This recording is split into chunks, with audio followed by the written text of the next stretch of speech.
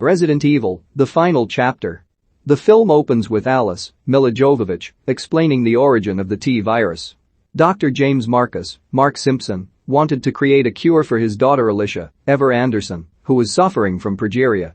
Marcus created a cure within the Umbrella Corporation, but soon, he would be betrayed by his colleague Dr. Alexander Isaacs, Iain Glen, after Marcus wanted to shut down the program after seeing the devastating effects of the virus. Isaacs has Albert Wesker, Shawn Roberts, suffocate Marcus to death, and Isaacs would later become Alicia's guardian and hold her share of the company. Isaacs created the Red Queen in Alicia's likeness and let the T-virus break out in Raccoon City, and within months, the entire planet would be infected over the next 10 years. Alice is wandering around a rundown city by herself. She finds a pond of water and begins drinking before she is attacked by an infected mutant. Alice kills it and then finds a car. A flying monster swoops down and tries to kill Alice, but she gets the car started and drives away. The monster chases after Alice. She gets ahead of it and rides off a ramp to slam into it against a wall. It's still alive, but Alice finds a bomb in the back of the car. She detonates it and blows the monster up. Alice enters a building and is met by the Red Queen. She knows that Wesker betrayed Alice and the other survivors in Washington. The Red Queen tells Alice that there is an airborne antivirus located within the hive of the Umbrella Corporation, and she has 48 hours to get there and unleash it, or else Umbrella will launch one last strike against the survivors. When Alice questions why the Red Queen would help her, she points out a mutant behind Alice. Alice kills it. Alice makes her way toward Raccoon City, but is ensnared in a trap laid out by Umbrella mercenaries. They start to attack Alice, but she gets the upper hand and starts kicking their asses and shooting them dead. She tries to take one of their motorcycles, but it only works for Umbrella operatives, so it electrocutes her and knocks her out. Alice wakes up inside a convoy with other survivors who have been captured. She is greeted by Isaacs. Alice at first questions how he's still alive after she killed him in extinction, but she realizes she killed one of his clones. Isaacs has Alice's hands tied to the back of the convoy, so she has to run as thousands of the undead are chasing her. She hops back onto the convoy and starts fighting Isaac's henchmen. Isaac steps out to take on Alice himself. She chops off his hand so she can take control of the motorcycle and escape. Alice arrives in Raccoon City and sees that the hive is on the other side of a massive crater in the ground. She heads on over and is hit by a trap set up by some survivors. She is taken in by Doc, Eoin Macken, Fraser James, Christian, William Levy, and Cobalt, Rola. They try to hold Alice captive until Claire Redfield, Larter, steps out and sees Alice. Doc treats Alice, and she learns that he and Claire have formed a relationship. Alice explains her intentions and plan to storm the hive in order to get the cure. Isaacs leads the convoy toward Raccoon City with the undead following closely. The survivors gear up for the impending attack. Alice meets Abigail, Ruby Rose, a mechanic that built most of the machinery in the hideout. With her help, the survivors construct traps as the undead start closing in. The survivors launch flaming barrels into the undead crowd, along with sending huge chunks of debris down on them. A female survivor starts running toward the hideout. The group tries to protect her, but Isaacs has her shot dead before she can reach the gate. The survivors start making their way toward the hive.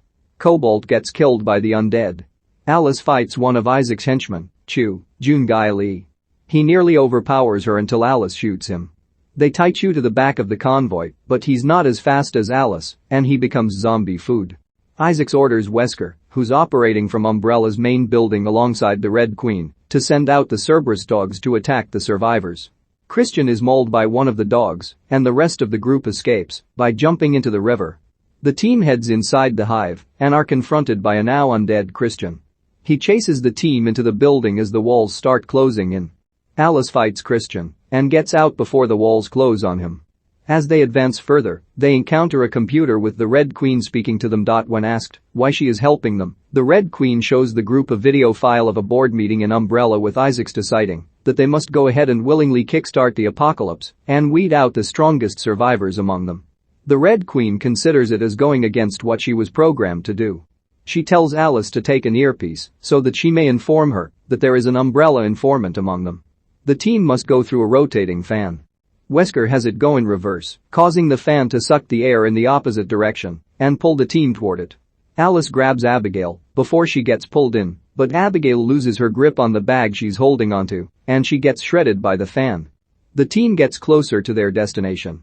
They crawl through some vents which lead to some members falling through trap doors. Alice and Razor fall into a room, where Razor gets killed by a mutant beast. Alice shoots it multiple times, but it doesn't die. Alice battles the beast and eventually kills it. Alice, Claire, and Doc make it to the top floor of the facility to encounter the original Isaacs. The one from before was another clone. Alice considers her options in killing him with an ice pick, decanter, and glass at her disposal, but Isaacs has a protective software in his lens that allows him to anticipate a possible attack. He holds the antivirus and threatens to drop it unless Alice drops her gun. Doc doesn't drop his, and Alice figures he was the informant. Isaacs then reveals to Alice that she was always a clone of Alicia Marcus. With this revelation, the antivirus would kill her since it would destroy anything infected by the T-virus. The original Alicia, also Milla Jovovich, is an old woman in a wheelchair who missed out on life due to her illness. She blames herself for the outbreak because she felt she was too weak. Wesker appears and holds Claire at gunpoint. Since the Red Queen cannot harm an Umbrella employee, Alicia fires Wesker, allowing the system to slam a door down and sever Wesker's foot. Isaacs gets away and Alice leaves Doc to Claire. She shoots him in the head for his deception. Alice leaves Wesker with a detonator in his hand for when he is ready to die. Alice and Claire go after Isaacs. They fight him as he ascends on a platform.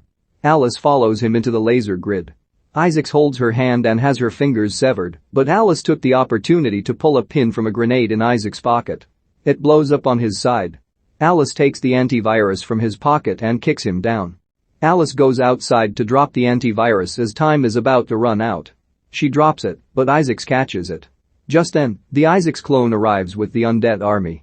He sees the original Isaacs and is in disbelief that he is not the original himself. Clone Isaacs stabs original Isaacs to death before the undead tear into the clone. Alice drops the antivirus before the undead catch up to her. Every single one of them drops dead for good. Wesker takes his thumb off the detonator, causing the facility to blow up and kill him and Alicia. Alice then collapses. Alice wakes up to Claire telling her she succeeded. Alice wonders how she is still alive. A projection of the Red Queen tells Alice that the antivirus destroyed the T-virus cells in her body, but her healthy cells kept her alive. Alice asks why the Red Queen didn't tell her this before, and she states that she needed to know that Alice would be willing to sacrifice herself for the rest of humanity. She shows Alice that before Alicia died, she uploaded her memories to give to Alice so that Alice may remember the life Alicia used to have, now that she is the woman Alicia could never be. Alice rides away on her motorcycle alone. Her voiceover states that it could take years for the antivirus to completely spread across the globe and that her work is not done. She is pursued by 3 winged monsters flying overhead. Alice simply grins and keeps on writing.